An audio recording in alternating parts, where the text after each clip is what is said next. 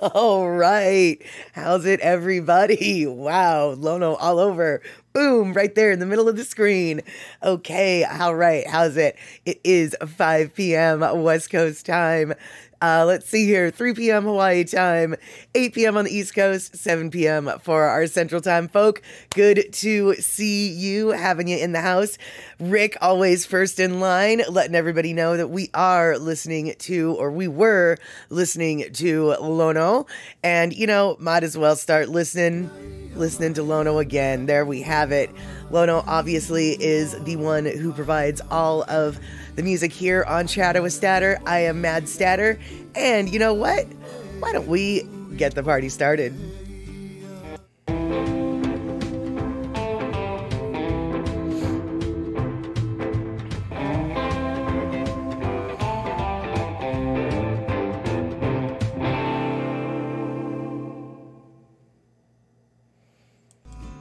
All right, fantastic. Looks like Kulika is in the house along with Rick saying hello to everybody.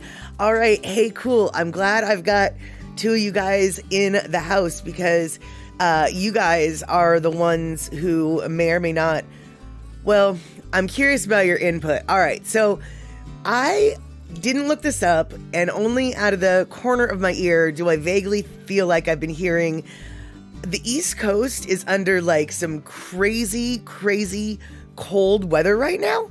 Is that like negative 100 and something on Mount Washington in New Hampshire? You know, and I think I saw Miles saying that it was like 9 or something. Like, is the East Coast under some kind of little chill that I am completely unaware of over here on the West Coast? Pussycat, good to see you today. Fantastic. Hey, Darlene, good to see you as well. So, hey, yeah, I was just wondering if they were having an unusual cold snap, because it seemed like I was hearing a lot of negative numbers in regards to the Eastern Seaboard, and like really negative numbers in the sense that they were unusually, you know, colder than usual. And let's see here, Rick. Okay, so yeah, you sent your cold east, had a 40-degree day with sunshine all day. Nice. That is a beautiful winter weather for your area. And okay, so Pussycat, the Northeast had a polar blast. Okay, so I'm not just making stuff up when it comes to that. All right, well, for you guys who live in the colder areas, when you have a dog, like, how do you deal with the dog having to go outside? Like, do you just give up and say, oh, just stay in the garage and do it? Do you have how do they, in weather that's so cold like that, how do you use dog shoes on your doggy feet? Like, we just don't get weather like that out here. And so honestly, I have no idea what people who do get that kind of weather do with their animals. And so for those of you who might have input on that, I am very curious. But on that note as well, I thought I would share with you this quick little video that we can all point and laugh at because it's kind of cute. It's dogs trying to wear shoes for the first time. So here, let me share this.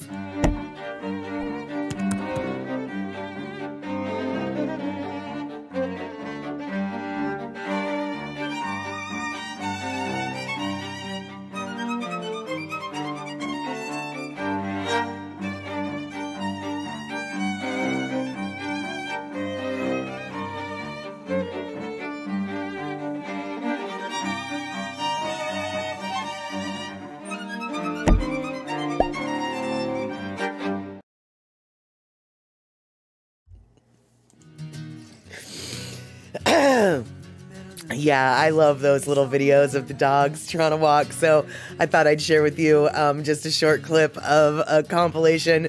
And, you know, but it did make me wonder, though, if little, you know, frozen paws on the sidewalk or in the yard or on your porch can happen if they need shoes or not. I mean, you know, they make shoes for the dogs now. And Andre, hey, good to see you. And yeah, a lot of dogs. Pussycat, I'm not surprised that your little dog has a jacket. And let's see here. Kulika, fenced in yard and they don't dawdle. Well, okay. I can appreciate that. That's beautiful. But do you, like, in a deep snow pile, you know, like snow has accumulated, do you like shovel out an area for them? Or,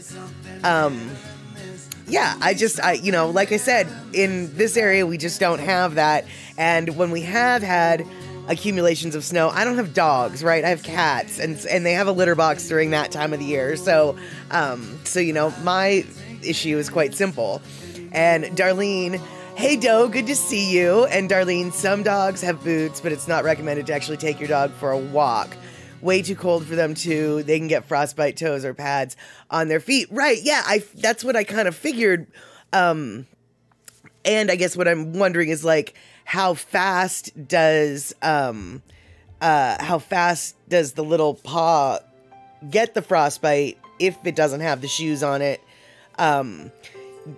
Obviously that's going to depend on how cold it is, but like I was hearing it was like -40 and things like that. Snow, so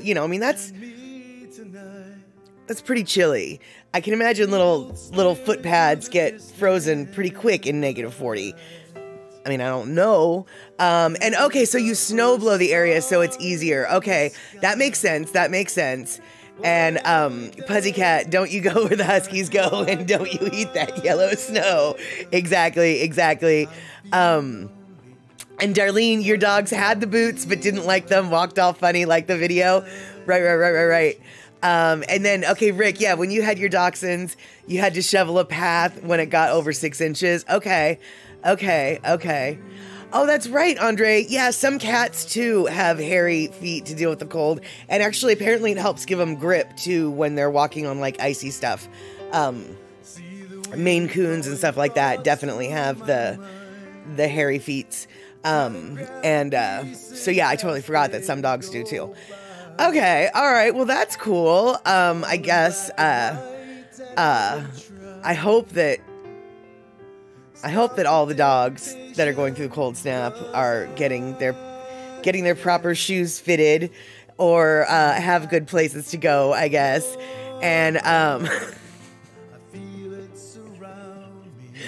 Andre, put the dog in a big hamster ball when it snows. Yeah, I don't know if that's a good idea, dude. If the dog, like, does its business, you got yourself a mess, mister. You got yourself a mess. And there you go. Okay, Darlene, yeah, we head towards the back of your yard of a bit of shoveled spot, then clean up. Got it. Okay, all right. Okay, that makes sense. When I did have a dog, she was very disabled, and so any snow really threw a wrench in the works. So I had a little plastic covering cardboard thing that I would keep the ground from getting snow on it. However, once we started getting really, really big, thick snows, suddenly that really wasn't an option. And so, I don't remember what I did during that time. I blocked it out, I guess. It was so traumatic. And Pussycat, Kylo is crashed out on the floor next to you. Fantastic. Beautiful sight to see your cats or your dogs just all cuddled out. I swear, I don't know, is it you guys or is it just me? Am I a weird photo stalker? I have more pictures of my animals asleep than anything else. Like, if I have a picture of my animal, chances are it's asleep because it looks so cute. And then you look through all the pictures and it's like, yeah, it looks equally amount of cute in every picture. They look the same. They're asleep. But maybe it's just me being a little photo stalker with my cats. But I have a feeling other people do it too. So, all right, cool, you guys. Oh wait, hold on. Let's see what Darlene has to say. Your daughter, the vet, says within 8 to 10 minutes of extreme cold, they should wipe their feet off with a towel when they come in, also to remove the wetness and any salt. For the salt can burn their paws too. Oh, okay, so these are really good reasons to be wearing the little bootsies, other than getting videos that are really funny of your animal wearing bootsies. And, oh, Pussycat, is he worn out because you got him some new tennis balls and it's his favorite? Is that why he's all snoozing? Because he got all played out? And, let's see here. Andre, you never lived in the snow, but you had friends that live in the Sierras, and when you visited them and they let their dogs out to do their business, they tramp around in the snow and then come right back up the stairs and into the warm house. Yeah, well, I figure some dogs probably are big enough to do that. But I also, I mean, it's more than just the snow, right? It's like, with the stuff that I'm talking about on the East Coast, it's like the extreme flipping cold. I don't think the Sierras very often get to be like, what, negative 106 or something like that. Because I don't think that happens very often in the continental United States. And yeah, they were big dogs. I envisioned the dogs as being big. And Pussycat, he popped them in 2 minutes. Oh no. Wait. How do you pop a tennis ball? He popped a tennis ball? Like he just punctured it, I guess. Wow. Or did he pop it? Like, you know, honestly, I wouldn't be surprised if he popped it, because dogs have a way of doing some of the strangest things to their toys that they say are, you know, chew-proof, and like 3 seconds later, the dog has done exactly what that toy says it would never happen. And so, yeah, okay, with his teeth, so he just punctured it, I guess. All right.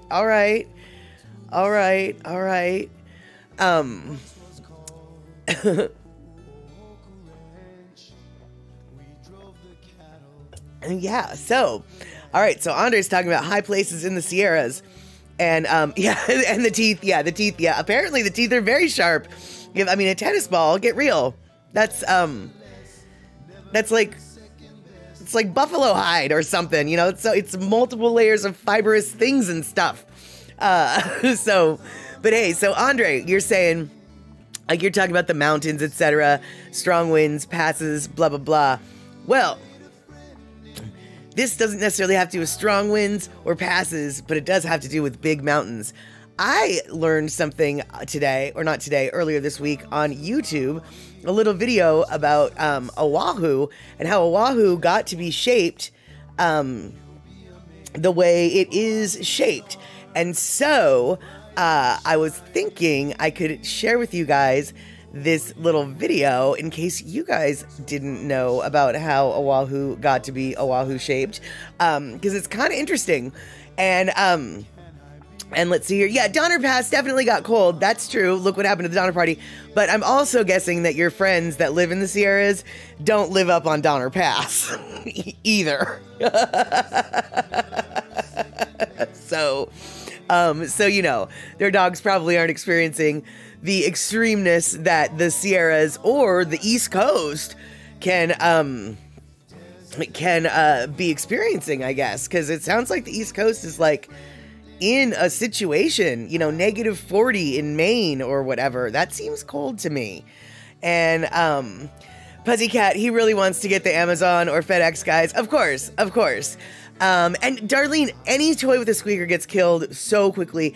And I have seen so many squeaker containing toys that claim they're indestructible. And literally, like I just said, like in 3 seconds, they're destructible. They're destructed. They are destroyed. Destroyed is the word. They were destroyed. I don't understand the audacity of some toy manufacturers to think that they're claiming to do the impossible, and it is the impossible, because toys with the little squeakers, they will squeak their final squeak, and usually it doesn't take very long, those toys. Not at all. All right, so now, you guys, it's Sunday school again, sort of. Not really Sunday school, but it's Sunday school about volcanoes and things like that. Soap. Yeah, exactly. The squeaker is the first thing to go. Always. It's the beating heart. And how these toy manufacturers are like, oh yeah, it's tear-proof. No, it's not tear-proof. Nothing is tear-proof, including, how's this for a segue? Nothing is tear-proof, including an entire island. So you guys, check this out. More than 900,000 people live on the island of Oahu, which has a peculiar shape. Although deeply carved by erosion from water and wind, the southern half of the extinct Ku'ula'u volcano, which comprises the northeastern half of the island, including the area which has the famous Diamond Head tuff cone, generally has a gentle slope typical of a shield volcano. In contrast, its northern half contains a rather steep incline, including a singular interconnected massive cliff face, which in some sections towers more than 2,500 feet above the lower terrain to the north.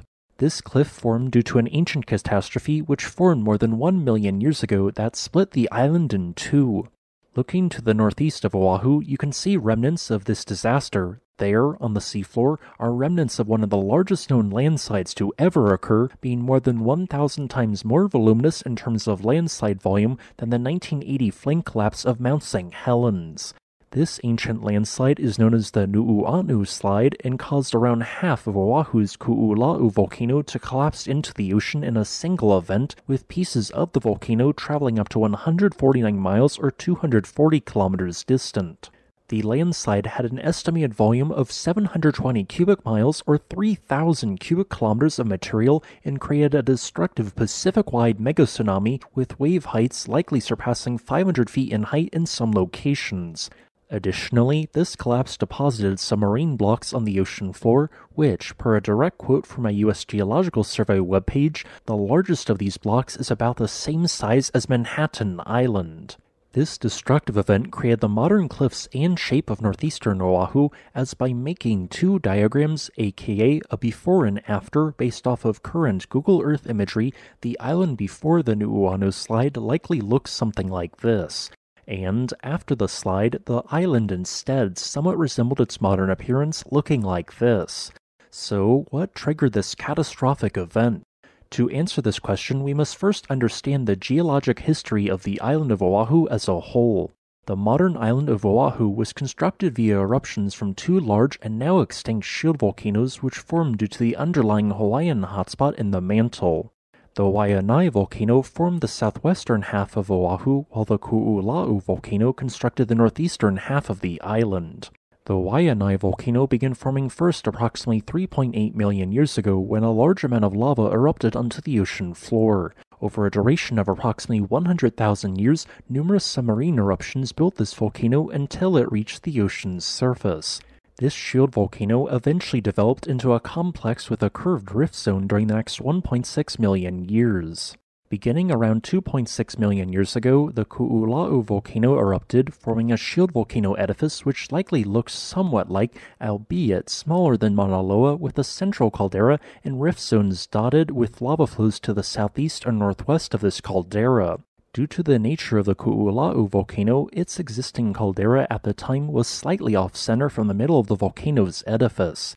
As a result, over hundreds of thousands of years, the northeastern flank of the volcano became overloaded with volcanic rock, causing it to slowly slide to the northeast at perhaps a rate of a few inches a year.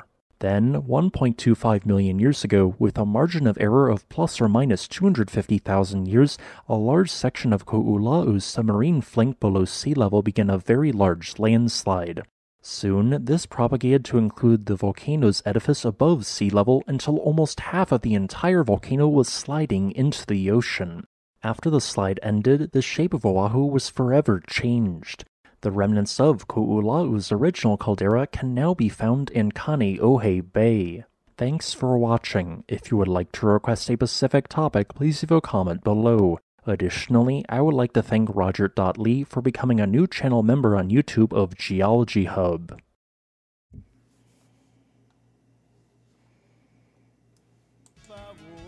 All right, so I found that incredibly interesting, and so I wanted to share it with you guys.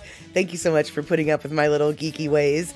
But I mean, wow, what a flippin' landslide. And I have to wonder, like, how many people were killed? How many people were swept away? How many people were covered?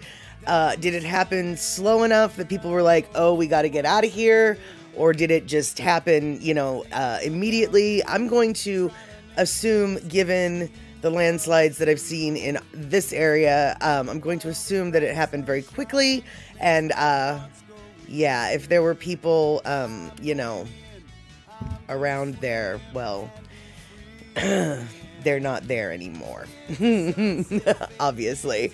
And let's see, I suppose people isn't really what was living at that time now that I think about it, but any kind of life, yeah, probably was, yeah, now that I think about it, was probably pre-human time, but whatever, I'm thinking in human terms. Anyway, so Pussycat, you're saying that the caldera is somewhere around Chinaman's Hat. Interesting. I love that part of the island, but I really had no idea. I had no idea about the caldera even being there until just a little while ago. And Elaine, good to see you. And yeah, Pussycat, exactly. Probably happened before people were living there. Yeah, as soon as I was saying those words out loud, I was like, are you hearing what you're saying? That makes no sense. And let's see here. And Andre, maybe it was one of those great tsunamis that hit Washington State. Oh, quite possibly. I know that one of the latest, and by latest, I mean like 150, 200 years ago. No. I think in the 1600s, I think. I don't know. I know that there's evidence of a huge tsunami, not but a couple hundred years ago, shall we say, give or take a couple hundred years. And they have traced it back to an earthquake that happened in Japan. And they've, you know, in the last decade or so, they're starting to corroborate indigenous tales with actual scientific evidence, you know? And so they noticed, you know, ethnobiographically, whatever speaking, the Northwest Coast peoples, the indigenous folk, all had, no matter what tribe, all had a story about a great, you know, earth-shaking event. And coincidence, and somebody one day was like, well, what if this isn't just mythical and it actually is retelling something that actually happened? And as it turns out, that's exactly what it was. And they were able to pinpoint the Japanese earthquake that caused that tsunami, and has left its mark still today on the Washington coast. And Pussycat, yeah, 50,000 years ago was the Stone Age. So to put that in perspective, yeah, I'm thinking that perhaps there weren't very many people on the island, like probably less than zero. And let's see here. Yeah, exactly, Rick. 1 million years ago, pretty sure nobody was surfing. Precisely.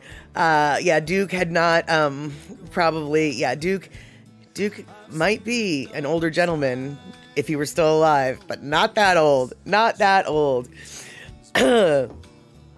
All right, so, yeah, exactly. Lots of cultures have great flood stories, probably because, you know, water management and flooding are constants in human times, as it were, because, you know, you need the water, you need to be near the water, right? And sometimes there's more water than what water knows to do with, and so then it goes where you are, where the people usually are. And Pussycat, can you imagine living on Oahu then? Well, apparently I was imagining living on Oahu then, when I was just like, I wonder if the people were able to move. The answer to that question is no, they weren't able to move because they weren't really there yet. So, and yes, exactly, Eddie, yes. But Eddie would go, and yes, Eddie went, exactly. Excuse me. All right, so it sounds like from the lack of major details, most of you guys are not suffering from the chilly feet, like the dogs had, etc., etc. But while I was looking at the little, hold on, wait, Rick, you just saw a West Coast story about a cabin cruiser was rolled by a 40-foot wave while the Coast Guard was arriving to get the guy off the boat. Wow, dude. Well, yeah, clearly the clearly the people on board of that cabin cruiser needed help. Sounds like help could have gotten there just a little bit quicker, or let me rephrase that. Sounds like it would have been more helpful if they were able to get there a little bit quicker. But you know, did Rick, I don't even know if I want to ask this question. So Rick, did the people get onto the Coast Guard boat ever? Or did something worse happen? And let's see here. You think it was Oregon coast? And more to the story too, the boat was stolen. Oh my God, the boat was stolen and the dude got arrested. Okay, well then I guess the people did get caught by the Coast Guard. And Pocola T, good to see you. I don't have any pamplemousse right now. I've got a couple cans left at the office, but my house has no pamplemousse. So, yeah, and right now I'm doing the opposite of a good thing. I'm drinking Red Bull, which has way too much sugar for my throat. So, yes, apologies for bad planning. And, Andre, imagine the rescue swimmer's job in a place with 40-foot waves. I don't think that swimming is exactly their highest priority in that situation. I think they try to stay out of the water as much as possible when it comes to rescuing. Obviously, sometimes they got to get in, but yeah, I'm not at all surprised to hear that this happened. That this happened in Oregon, especially if it was northern Oregon, or yeah. The area where the Columbia River meets the Pacific Ocean has notorious waves. The sandbar there creates incredibly messed up currents. Not to mention, it's winter weather. There's been a lot of storm swells coming through the area anyway. But Oregon, off the coast of Oregon, has some incredibly scary water. You wouldn't... For some, you wouldn't think of it. Oregon seems like a nice, unassuming place, but no, they've got some rough seas off of Oregon. So I'm not at all surprised that that situations happened there. Now, Darlene, they saved the guy, got him to the hospital, released, and then found out the yacht was stolen. Oh wow! Hey, DJ Smook 808, good to see you. We are talking about rough seas, cold weather, and right now we're talking about a Coast Guard situation off of Oregon, where I guess some dude stole a yacht, ended up getting the yacht rolled over in 40-foot waves. Coast Guard comes, rescues him, takes him to the hospital, and then I guess it sounds like they find out after they took him to the hospital that the yacht was stolen, so then they had to go and arrest him. That is a great story. Yeah, it sounds like that dude faced karma. Exactly, Picola T. That story had as many twists and turns and ups and downs as the 40-foot seas that he was trying to escape on. Oh, wow. That is craziness. And, let's see here. Yeah. So, wait, it was the swimmer's first rescue? I hope you're joking there, Kulika. And let's see here, Andre. It sounds like a GTA, a Grand Theft Auto game scenario. Oh, it kind of does. It kind of does. I haven't played a lot of Grand Theft Auto, but I did play a version of it. I think when you were when like it's in LA, and let's just say, if you want to steal the airplane, all you have to do is take the fire truck that's parked behind the airplane hangar and then ram the fire truck through the airplane hangar, and you'll be able to get to the airplane really easily. After that, I don't really know, because I never had weapons or guns, so I always got killed at that point. But apparently, stealing the airplane is something that a lot of people try to do, and nobody's even gotten that far. So there you go. And Picola T, yeah, I agree. If they made a movie out of the Cocaine Bear, which, by the way, they made a movie out of the Cocaine Bear, they need to make a movie out of this guy who stole the yacht, rolled the yacht, got rescued from the yacht, and then got arrested because he ate the yacht. Love Pat, good to see you. And Rick, let me see what you're saying. The funniest part of that dude's story, he also dropped, wait, hold on. He also dropped a dead, the funniest part of that dude's story, he also dropped a dead fish on the porch of the Goonies house, and they have video of it.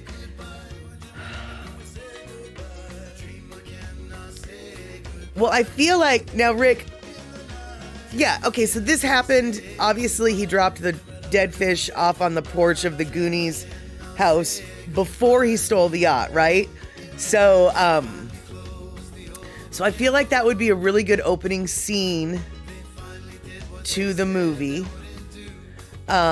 It just random mischievous, yeah, exactly. Random meth head in Oregon guy kind of thing that would happen. Wow, this story just keeps on getting better, and it kind of like it writes itself. Seriously, Andre, this story is, Oregon is trying to compete with Florida now. With a story like that,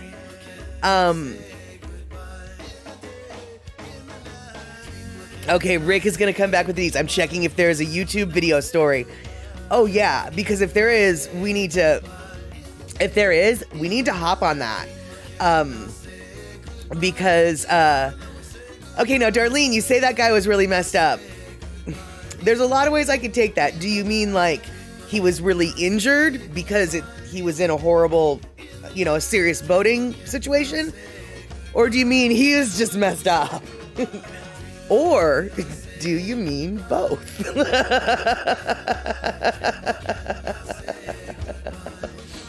And it's true, exactly, Picola. Truth is always stranger than fiction. And I really do feel like, I feel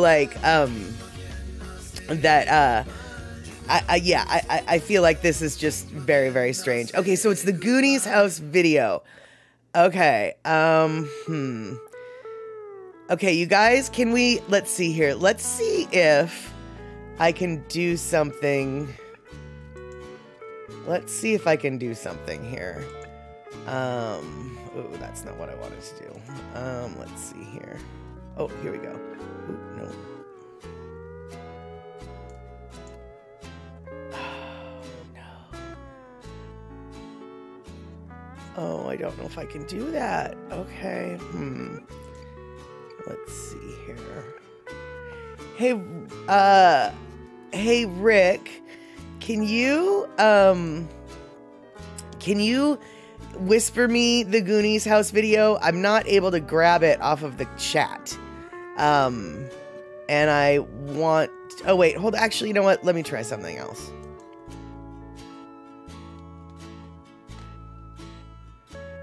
Okay, so I think I can do this. I'm hoping I can do this.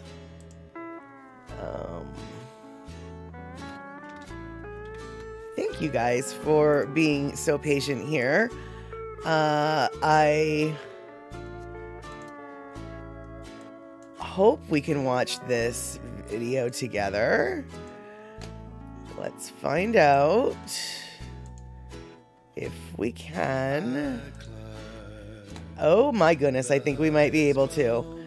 Hold on, I think we did it. Hold on. Interact, skip ad. Here we go.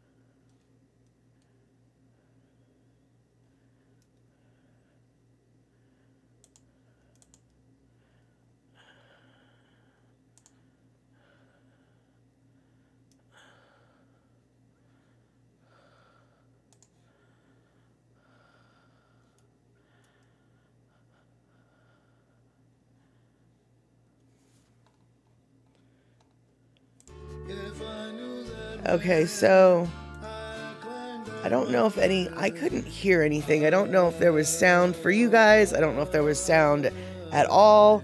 So I'm gonna like I'm going to you know, revisit that. But yeah, Goonies 3, The Goonies versus Oregon Meth Man. Exactly. The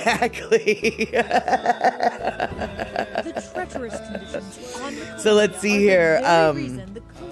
As I was fiddling and farting around, it looks like Pussycat was all, yeah, there's some pretty stupid people in Miami with yachts.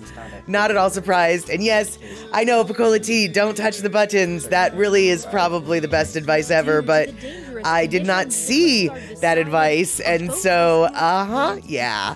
And then, wait, Pussycat, you heard of a guy who stole a yacht and crashed it into another yacht and then it caught on fire. Oh my God, it happened a few summers ago. That is hysterical. Let's see here.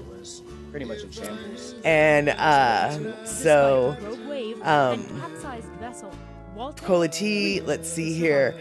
Walking up in a hoodie, leaving a package on the deck. Nope, not suspicious at all. Exactly. Hey there, C Honda. Good to see you. And let's see here. Buttons are to be pushed. Okay, yes, we've definitely pushed a bunch of buttons. And uh-oh. I have a feeling that there may have been... I have a feeling there may have been an echo. And so... let me... do a bunch of things. All right. So... Darlene, Darlene, you hear talking in the background. And Rick, you hear double talk. I'm not surprised.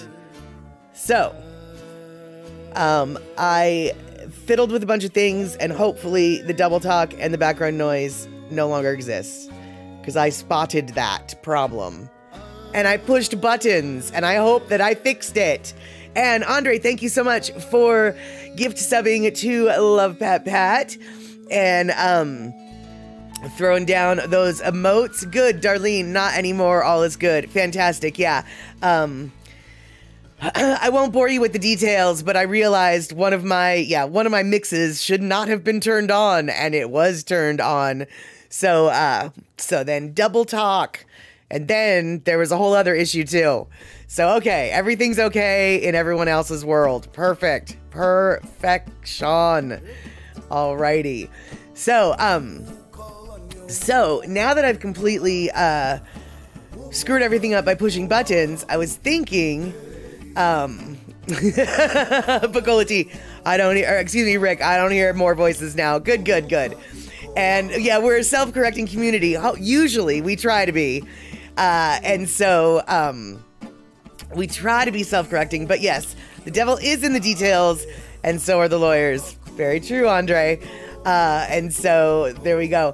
All right, so you guys, while I was looking for, while I was thinking about the East Coast and the coldness, and I was looking for the little dog videos, I remembered there was this really cute video, and yeah, that's right, I'm showing you random dog videos today. I don't know what to tell you guys. I was in a little doggy dog mood, and so I remembered this video from many years ago, and so I went and I scrounged it up. You may or may not have seen it, but it's about this Irish pug who just cannot run. And for some reason, this video fills me with so much happiness and joy. I would love to share it with you. However, before I do that, I want to say thank you, Darlene. This shirt was gifted by Andre. I believe, if I remember correctly, it was created by an art collective in Oakland. But if Andre knows the bigger, better, or correcter details, I would love it if he could fill us all in. And Kenny from the Cove. Holy flirkinsnit, dude. Have not seen you in forever. So happy to have you in the chat tonight. Saying in your Monty Python voice, and now for something completely different. A woman in Washington pushes a button. Yes, exactly. I pushed many a button. Some were for better, some were for worse. And, but super stoked to see you. I believe, okay, well, this is my story, but I believe you were the one who gifted Statterbox at the Cinema the movie Wall-E to be shown, and we will be showing that next Saturday. So I just wanted to let you know, and so thank you so much for loaning us that, and yeah, we will be showing it off. I thought it was you, and so I wanted to make sure you knew that it's going to be put to use, and so join us if you can. That's same 6 p.m. West Coast time on Saturday, and yeah, there we have it. So yes, exactly, Picolati, corrector.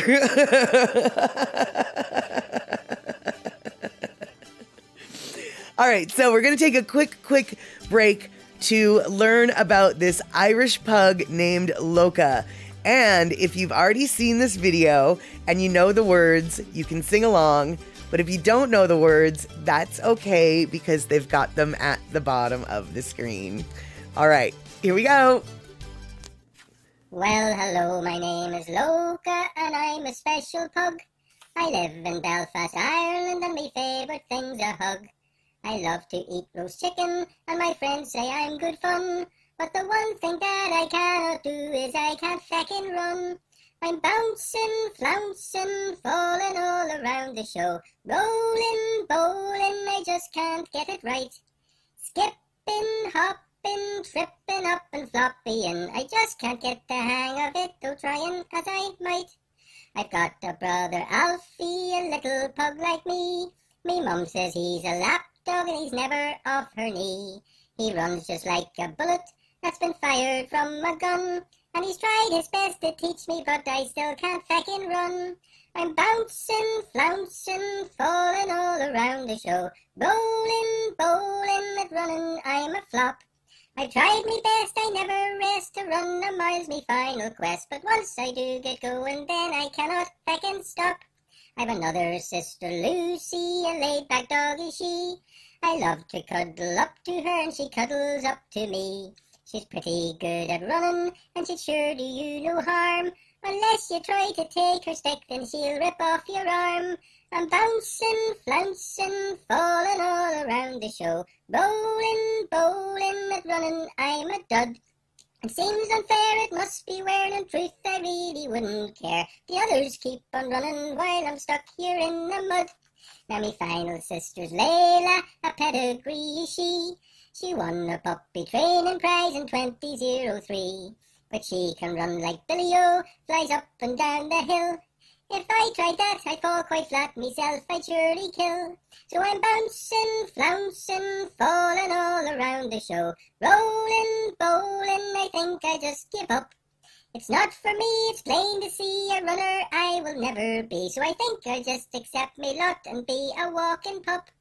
There's a moral to this story, for happy still am I. Just because I cannot run, no reason for to cry. I love me life, I love me house, and I love me family. And the thing that makes it all okay, my family loves me.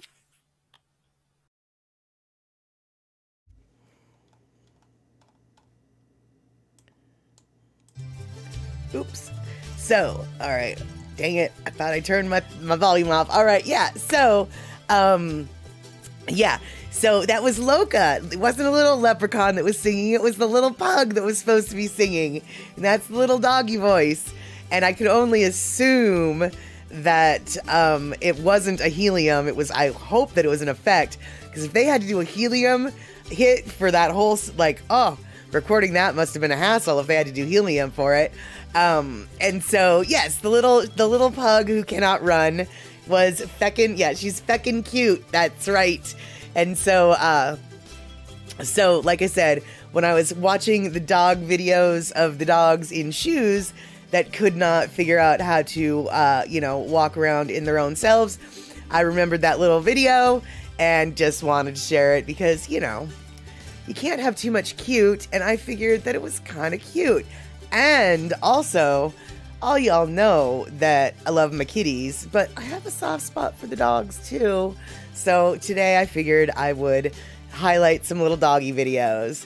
And so, okay, so Andre, where the land meets the sky studio is where this, this shirt was from. Excellent. Thank you so much. And so, let's see here. Yeah, I like to share. Exactly. I like to share all the stuffs and things, especially if they're cute stuffs and things, right? Right. And let's see here. So in the spirit, now it's not exactly the same thing, of course, but in the spirit of the landslide video that I showed y'all earlier, I figured we could take this Lono listening break and, you know, listen to the story about the traveling rocks. So, Pussycat, your dog might go crazy, but why don't we take a Lono listening break, and it will sound especially good after that helium voice that we had right a few seconds ago. All right, so let's check out some Lono, shall we?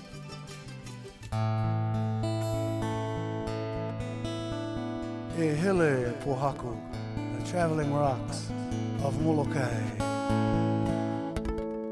Okay, sustain. Okay, Mo Mike. Key of A if you got him.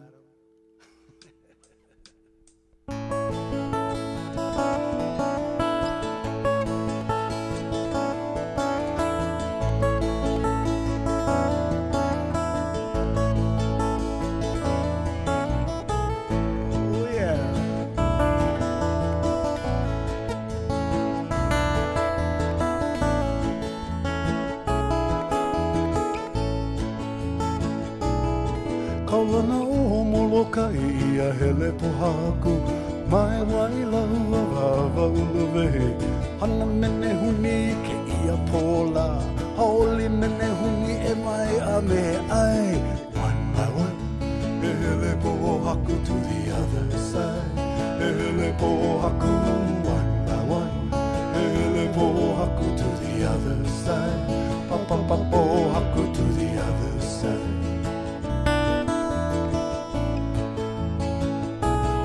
Kaulana o Molokai ia hele pohaku mai waila ua vava uluvehe hana mene huni ke ia pola haoli mene huni e mai a me ai one by one e hele pohaku to the other side e hele pohaku one by one e hele pohaku to the other side pa pa pa pohaku to the other side.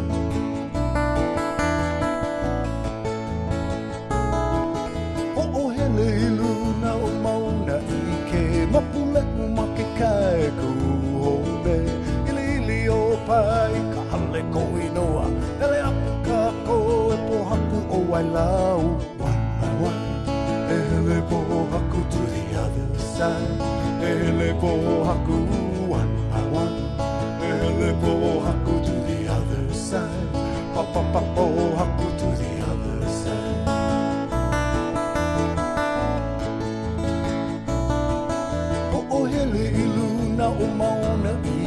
mapule umake kai ku uhome ili ili o pai ka hale ko inoa hele aku kako e pohaku o wailau hana wa hele pohaku to the other side hele pohaku hana wa hele pohaku to the other side pa pa pa pohaku to the other side.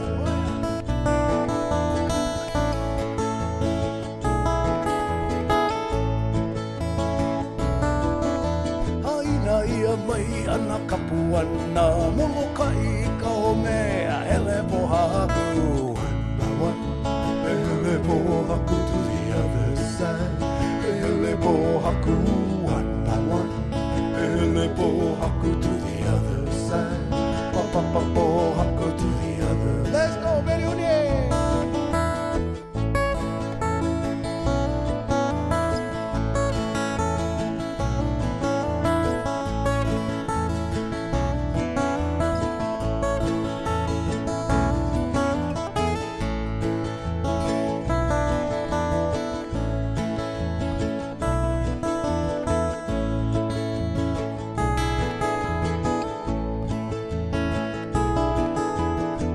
Ia mai ana kapuana molokai I ka o mea hele pohaku hana wa hele pohaku to the other side hele pohaku hana wa hele pohaku to the other side pa pa pa pohaku to the other side.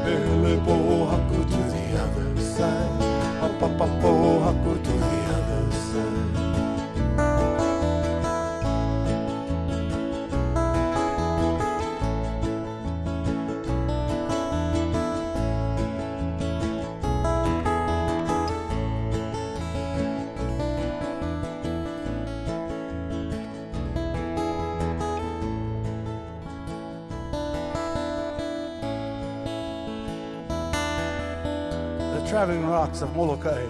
E hele pohaku.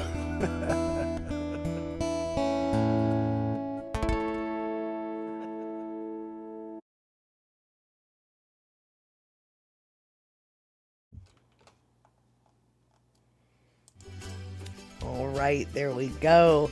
So, yes, exactly. Kylo has very good taste in music. It seems like if he's a fan of Lono like we all are here. And so you throw the rocks to him. Now there's small rocks. Are you worried about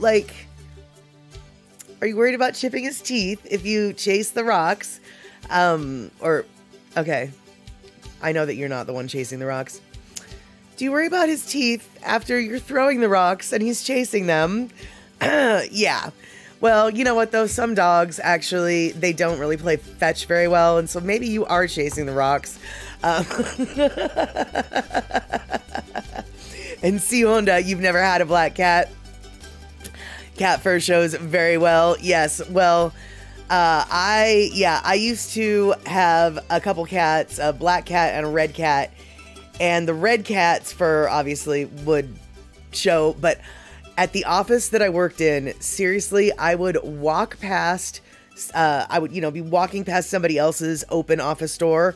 And then the next time I was walking past again, I would see them rolling, lint dusting their suits, because literally cat hair just, I was a cloud of cat hair.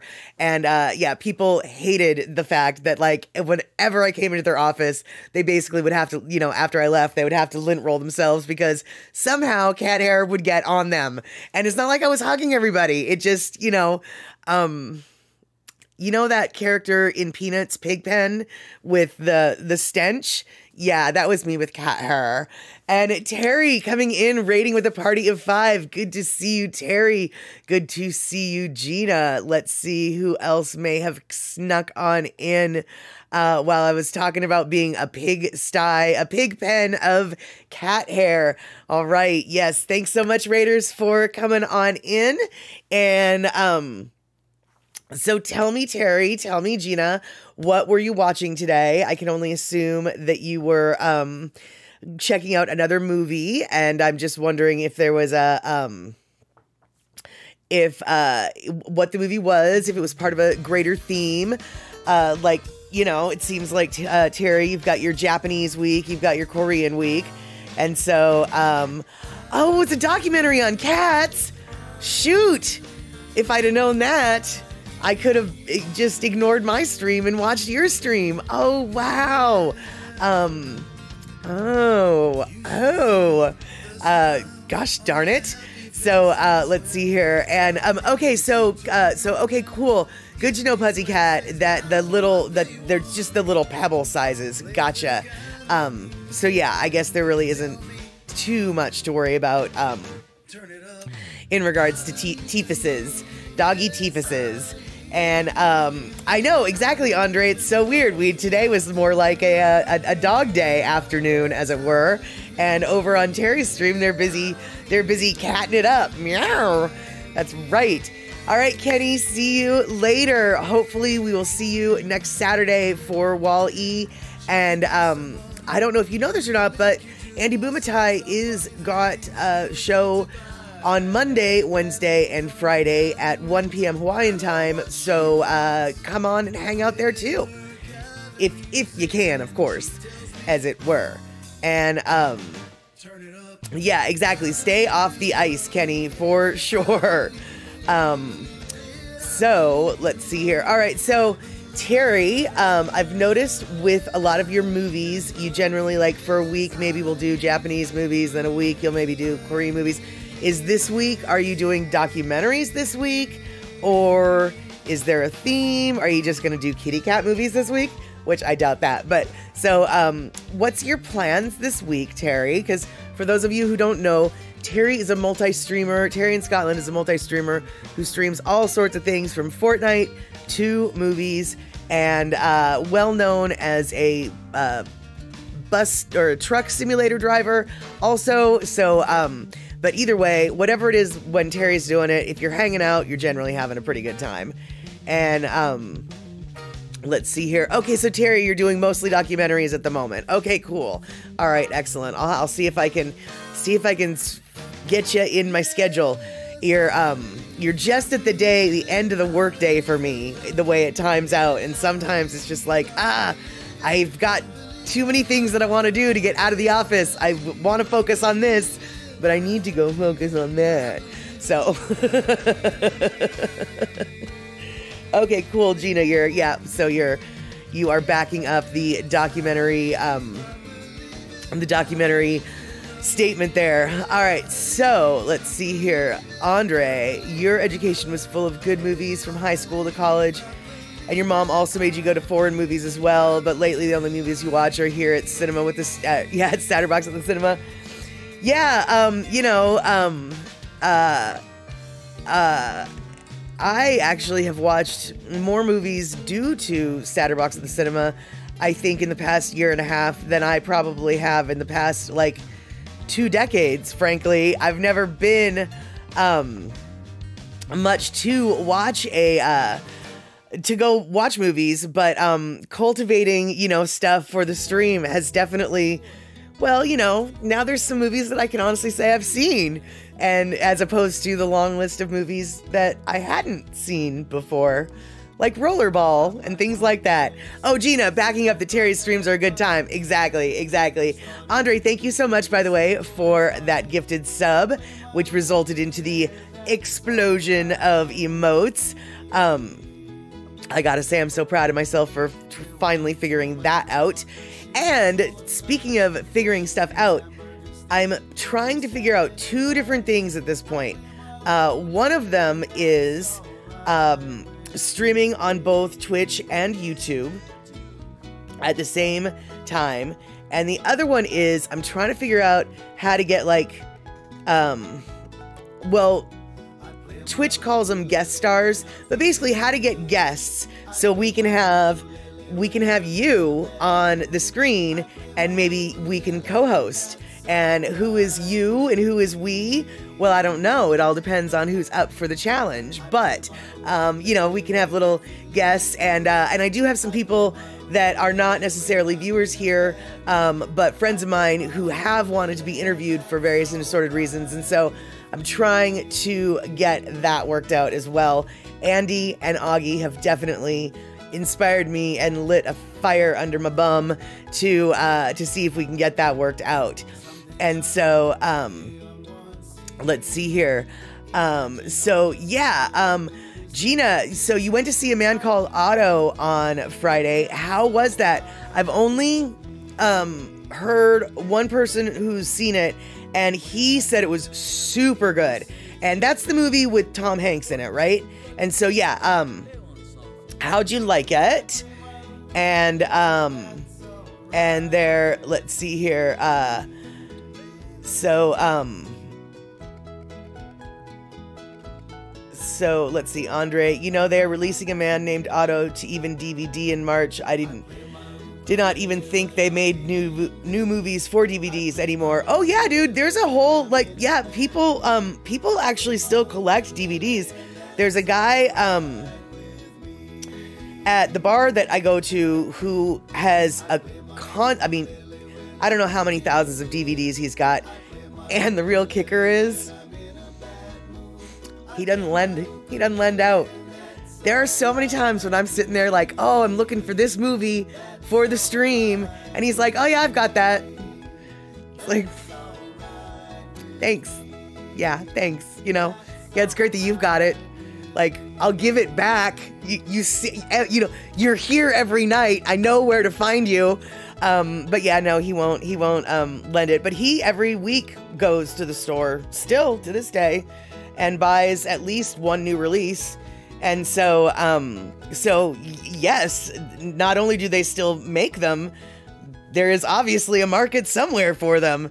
So, yeah. And so let's see here. Bacola T, you loved the original Swedish version of Otto. Okay, yeah, I heard that it was it was a remake, as it were. And Gina, it was a sad movie, but excellent. And yes, Tom Hanks. You know, though, sometimes sad movies are like, sometimes you're in the mood for a sad movie, you know? Like, when I am like super in the mood for like the most horrible, heart-wrenching cry, I generally watch Joy Luck Club, because Joy Luck Club is just a terrible, horrible, cry-inducing, you know, thing. So, you know, sometimes it's good to have a little sad movie. And yeah, exactly. It's cathartic. Exactly. That is exactly it. That is exactly it. Okay, so Terry in Scotland, Inside the Mind of a Cat. That's what you watched today, right? What I feel like Inside the Mind of a Cat, was that a BBC documentary that came out a while ago? Or is it new? Or I feel like I might have seen the Inside the Mind of a Cat, if it's the BBC documentary I'm thinking of. But there's probably more than one cat documentary out there, so I'm probably wrong. Okay, it was on Netflix. Oh. Well, I have Netflix. I'm gonna have to check that out. And, let's see here. Terry and Scott, you like the original Shall We Dance Japanese version better than the Richard Gere remake. See, and this is an example of me not having seen so many movies that not only do I not know about the original, I don't know, like, what? The Richard Gere, what? I know not of what you speak. Yes, I know not of what you speak. I have no idea. Darlene, yes, there are original movies that are way better than the remakes. Sometimes, though, you know, I for a long time, okay, I'm not sure if you guys are familiar with, it's a movie that came out a long time ago. I'd like to think you guys remember it, but it was a Patrick Swayze, Wesley Snipes, John Leguizamo movie called To Wong Foo with Love, Julie Newmar, and shortened out for To Wong Foo. Anyway, great movie for sure, but it was a remake of an Australian film called Priscilla, Queen of the Desert. And Priscilla, Queen of the Desert, to me, was a better movie. However, I have since come to terms with they're both equally good. They were made for two very different audiences. So I would say that the remake is as good as the original, but I still have a soft spot in my heart for Priscilla, Queen of the Desert, because as Picola Teak chimes in, yes, Priscilla, Queen of the Desert is a classic. And so, so let's see here. Okay, Terry, you showed Shall We Dance a few days ago. That doesn't surprise me. You have such an amazing knowledge. Your depth and breadth of cinema knowledge is astounding to me. And let's see here. Darlene, but then to be fair, you've seen a couple remakes that you thought were better than the originals. Oh, I'm sure. I have no doubt. I'm sure there's an example I could think of, but Lord knows, I don't know. Chances are there's a movie that I love that's a remake of something, and I didn't even know it was a remake of something. So, because that's, you know, because that's where I'm at with movies. And, let's see here. Oh, good, Darlene, on Friday, the stitches come out. That's good. That's good. I hope you're not too itchy. That's the worst thing about stitches sometimes, is you just want to scratch. But usually that's a good sign too, because it means everything's all growing and getting all good. And let's see here. So, see, right, okay, Andre, here we go. Here's a perfect example. Andre's like, I like The Magnificent Seven as well as The Seven Samurai. Awesome. I've never seen either. I didn't know I never would have guessed that they were the same. Okay. Here we go. And Terry in Scotland, Godfather 2 is generally considered to be superior to The Godfather. I will take your word for that, because, once again, to prove my point, not that I really need to prove it, because anyone who knows me, I've never seen Godfather 1 or 2. And if there's a Godfather 3, which I think there might be, I've never seen that either. I have seen Goodfellas, though. I have seen Goodfellas. And let's see here. So, Picola T, the 100-year-old man who climbed out the window and disappeared would probably appeal to people who liked A Man Called Otto. That seems really dark.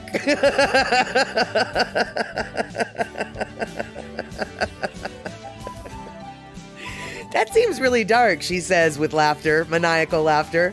Okay, and I'm assuming now, okay, Picola T, the 100-year-old man, is that a book, or is that a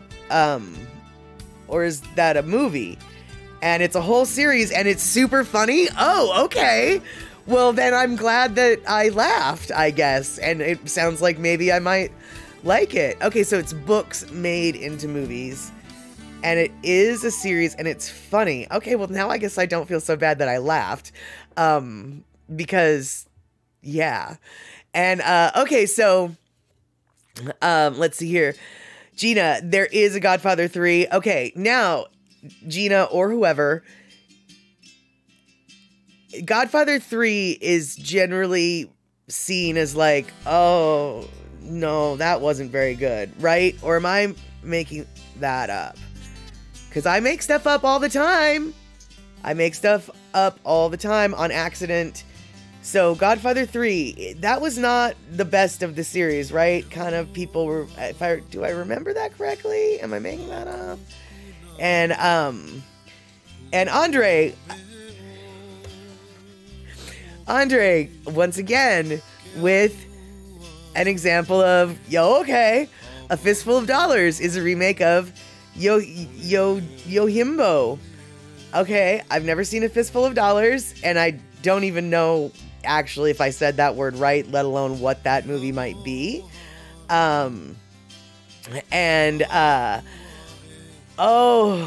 Okay, so Gina, you liked Godfather 3 and Piccola Tea. Oh my god, I don't know if I would like this movie, actually, because, okay, basically the old man escapes from his nursing home and gets into all kind of impossible adventures. Dude,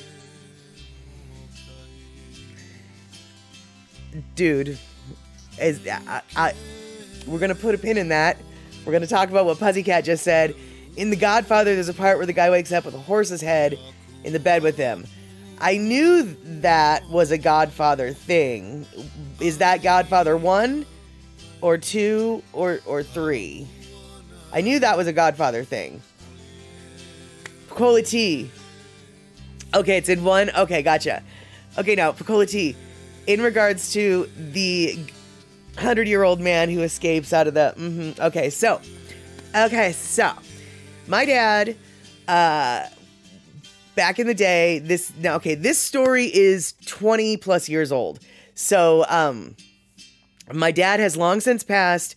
There's no, this is a funny story. There's no like, oh no. I mean, there is some oh no's to it, but whatever. Just don't focus on the oh no's. Okay. So, my dad insisted on, after my mom died, my dad insisted on living in the family house by himself. And my sister nor I we were not comfortable with that. He had a history of falling, but we got him one of those help, I've fallen and I can't get up necklaces that, the emergency, whatever, to wear. Well, he refused to wear it. As it turns out, he refused to wear it. And we found out that he refused to wear it because my sister went over to the house one day to give him to drop off his medications, and she found him on the floor. And he'd been there for like 3 days, because he couldn't get up. He'd fallen and he couldn't get up. So anyway, after that, he was sent away to an assisted living facility against his will, but it was just the way it was. That was just, it had to be that way. He hated that place so flippin' badly. And also during this time frame, we were in the midst of taking his car away from him because his doctors had deemed him unable to drive. His doctors had revoked his driver's license. So, we're in the process of trying to take his car away from him, but in that but then he fell and he broke his leg. So, suddenly he's in a wheelchair and a cast, and it's like, okay, we'll deal with, there was a lot of stuff going on. My sister and I are like, we'll deal with the car later. So, we left his car still parked at his assisted living facility. Well, one day, I get a call from the assisted living facility, and my dad and his neighbor are missing. And as it turns out, my dad, in his wheelchaired, broken-leggedness, somehow managed to get himself in his car with his buddy, and they went bar hopping, and they went and bought hundreds of dollars worth of cigarettes, and they stopped at the liquor store and just filled up the trunk with booze, and they just went out and had a ball. My dad still with, a broken leg and not even with the driver's license. So at that point, once he goes back home to the assisted living facility, so at that point it's like, okay, well, clearly we need to take the car, right? So I take the car, and yeah, exactly, Pussycat. I don't know if they went to the strip clubs or not, but I don't know what they did, but they did it up. Okay, I mean, when they came rolling back in, they had no regrets.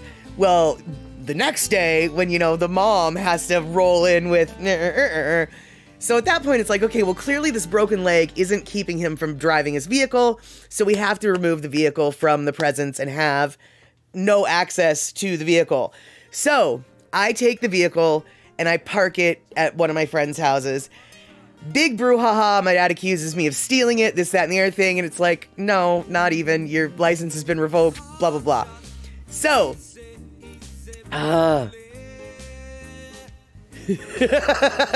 see, Honda. So that's where I got my wanderlust. Could be. So, all right. So check this out, though, you guys. This is, this was so flippin' sneaky. Okay, so I steal his car, and he gets frustrated with that. So then he decides that he's gonna go buy a new car. But because he doesn't have a car to get down to the dealership, he actually calls a Honda salesperson at the lot to come to his assisted living facility so they could look at new cars and blah, blah, blah, blah, blah, blah, blah. And so luckily, because my dad was known as a problem child, and at this point, the facility and I were we were on the phone a lot together.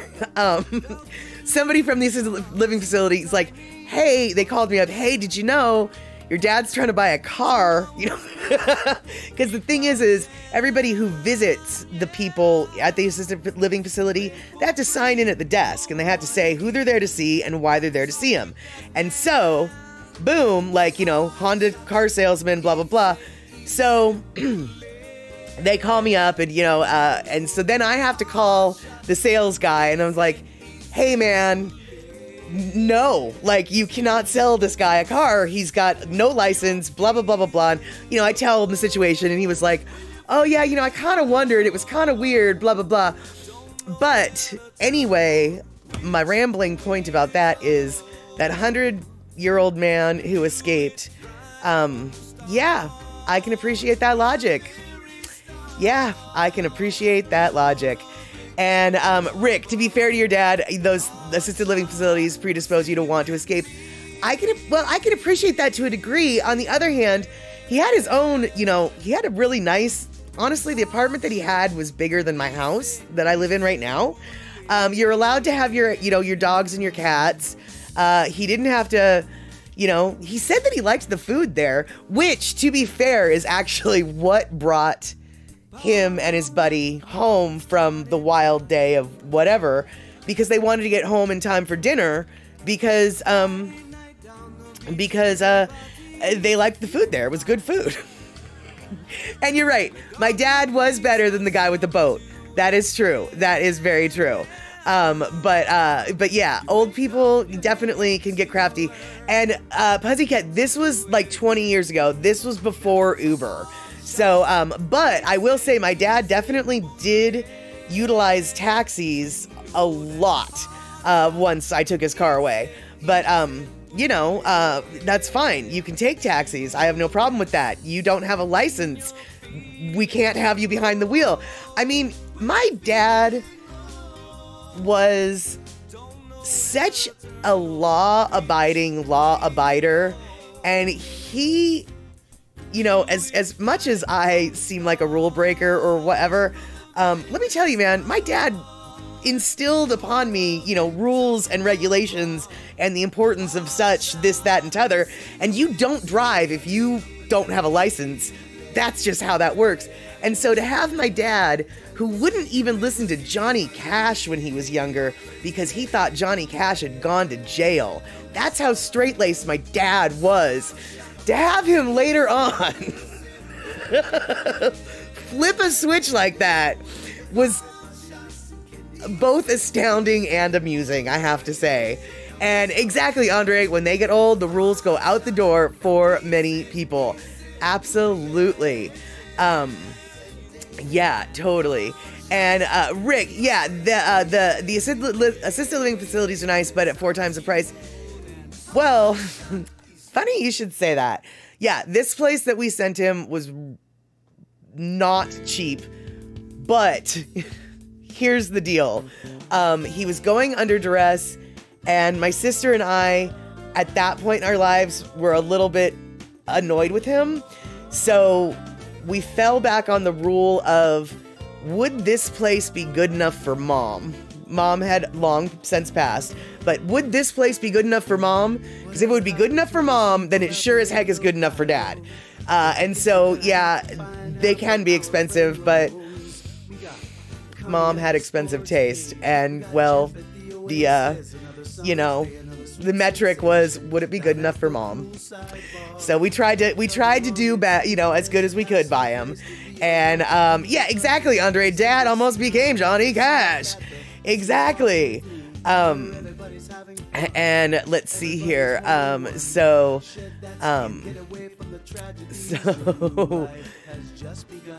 all right, so Terry, I'm going way back up here because I missed this. You heard about a guy in Dublin who broke his leg playing soccer. His pals carried him over to a nearby street and lowered him into a pothole so he could sue the city. Oh, that's hysterical. Oh, that is funny. Let's see here. Wow, oops, yep. Well, yes, actually, Rick, right. Cash did go to jail for the Folsom Prison Blues show, precisely. And I think that I don't know if that's what it was that made my dad think that. I also know that, like, early in his career, he kind of, liked to play that role. And so, I don't know if it was just a misunderstanding. I don't know where my dad got that idea, but I can tell you that when he was younger, he did not listen to Johnny Cash. And he grew up in a very strict household, so strict. There was no booze, no gambling, no nothing. And so, his strictness he came by the strictness naturally. But one day when he was coming home from leave from the Navy, he did go back to the farmhouse with a 6-pack of beer and a deck of cards in his pocket. And his mom met him at the door with her pearl-handled pistol and said, "There ain't no gambling or drinking in this house, son. You know that." So she wouldn't let him in with his 6-pack of beer and his cards in his pocket. She held him off with the gun.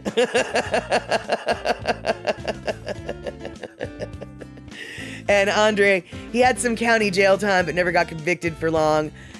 Maybe because speed was legal when Johnny was doing it. Yeah, could be. Yeah. Andre, no gambling or drinking, but maybe some homicide. Oh, absolutely. And, but let's see here. Yeah, Darlene, mom did definitely. Yes, mom did stand her ground. Yeah, she was, she was a shotgun granny. Exactly. She was a farm woman who they lived so far out in the sticks that they didn't get electricity to their house until 1957. And so, she was old school. She literally was old school. And, in fact, actually, she had an affinity for weaponry, so much so that, I think I've mentioned this story before, but, I'll tell it again. So, the family farm, the family homestead in Indiana, was a large tract of land that was bisected by a highway, just, 2-lane highway, country highway. And on one side of the highway was the home, but on the other side of the highway was where the mailboxes were. The mailboxes for the farm, for the family, for the home. Well, times got tough. All the 8 kids grew up, left the house, blah, blah, blah, blah, blah. I think Grandpa had already died. I'm not quite sure. Either way, they had to sell half of the acreage, and they sold the half of the acreage that was across the highway from the home. And when they did that, they had to move, the mailboxes to the other side of the highway. So the mailboxes were now on the same side of the highway as the house. Now, many years later, a big neighborhood development develops across the highway, and all of the development's mailboxes are on the highway across the street from the house. All of the mailboxes are where the old mailbox used to be many years prior. Well, one day, Granny got really tired of everybody stealing her mail. Because she'd been watching those mailboxes across the street, and all sorts of people are coming into her mailboxes and taking her mail. So she got a shotgun and, yeah, she stood guard for her mail. Wouldn't let anybody steal her mail. Yeah. So, you know, Granny was hardcore. She, yeah, right, exactly, her mail. Yeah, all of those mailboxes that belong to every single one of those houses back there. Yeah, that was her mail. Pussycat, how did you know that? I have told this story before. You might have been on a stream where I mentioned how Granny got a little bit confused about where the mailboxes were and used to be and currently were and are. And yeah, Granny, she, yeah, it was a standoff. She got sent away. So she got sent away. And oh no, well, who knows? You know, Pussycat, it happened in Indiana. Do you have any relatives in Indiana? Perhaps my grandma held your relatives off with a shotgun when they're trying to get the mail. Wouldn't that be funny? I mean, it wouldn't be funny, but wouldn't that be weird? And Darlene, yeah, it didn't, I mean, it ended as good as could be. She ended up being taken away to a nursing home facility, which quite honestly at that point probably was for the best. I don't really know. I do know that she was very old and she'd been living by herself for a very long time.